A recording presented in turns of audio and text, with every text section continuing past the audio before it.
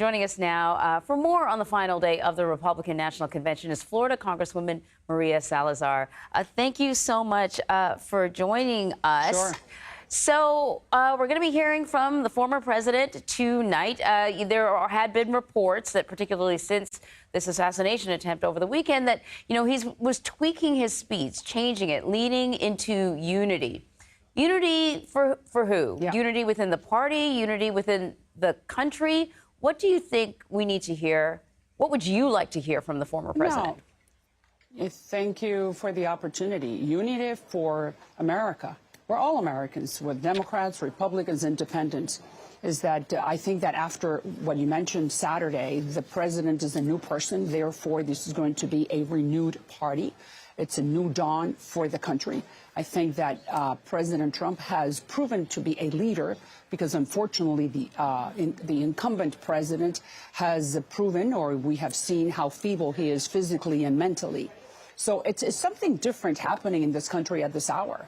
And I am happy that the GOP has decided to step forward through the president in order to send the message that we have to lower the temperature, stop the political infighting, and just fight ideas, but not people. And that's what I think we're going to hear from the president. The president is a different person after Saturday, more contemplative. Hey, if you have a bullet going through your head and almost killing you, things change, and that's for the better.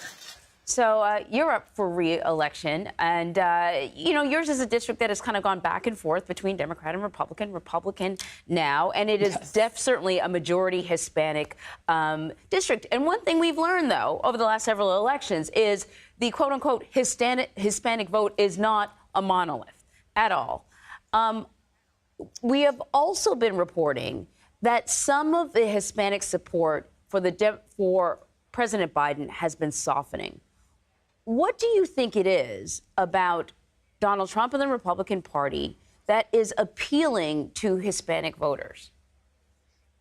And I think that's a great question, because everyone is asking or wondering, why is this happening? Well, I think it's a series of events that in the last 30 years, the Democratic Party has not fulfilled those promises that were made to my community. We're the largest minority in the country. We're almost 60 million people, 36 million votes available. And what's happening right now is that the Hispanics sometimes, and I think I'm a very good example, I'm first-generation Cuban Americans. My parents came here to have a better life, to live the American dream.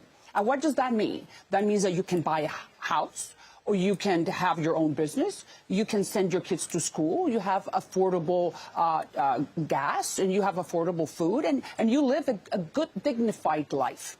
That is what the GOP is promising, because unfortunately, the last 4 years, you see what's happening in the economy. We don't have to, you don't have to be Republican or Democrat when you go to the supermarket and the eggs are $10 the carton. So that's what's happening. The Hispanics want to live the American dream, and that starts with the economy.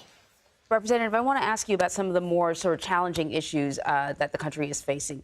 Immigration. You've been a supporter of the Dignity Act. It calls for billions of dollars, many things, billions of dollars to secure the border, but also a pathway for certain undocumented immigrants to work legally in the U.S.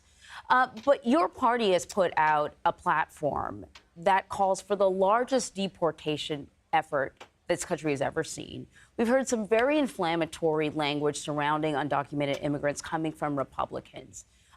Is this the right way to go?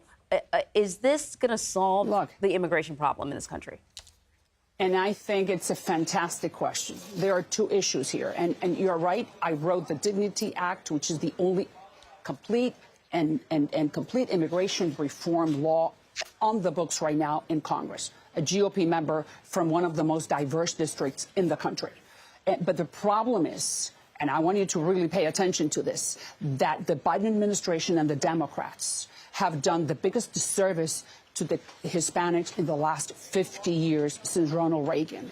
Because by allowing the border to be that open and by allowing 9 million people to come in, they have taken off the narrative and off the conversation what we were talking about 4 years ago, the DACA, the Dreamers, the TPS, and all those millions of people who have been here illegally for the last 20 years that deserve some type of dignity in this country, to live a dignified life. That's the name of my bill.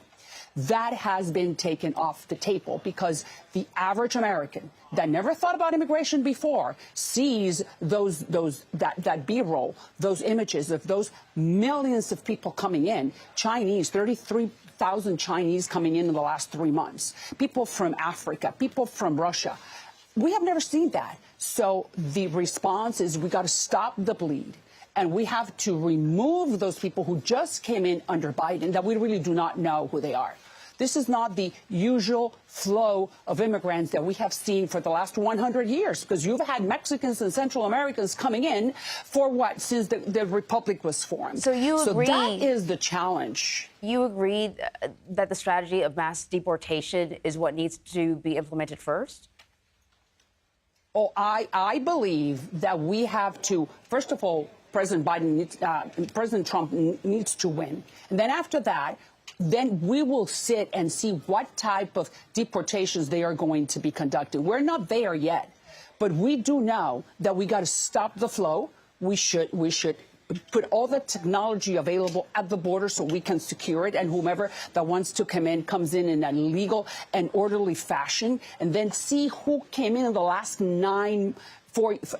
4 years. Look, it's inconceivable that you have something called El Tren de Aragua, meaning that this is a transnational criminal organization that has presence all over the country, that came in through the border and no one really knew about it. How could that happen?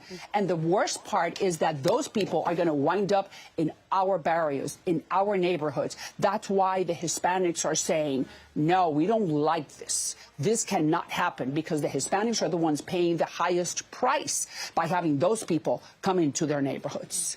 Congresswoman Maria Salazar, thank you very much. To you for the invitation.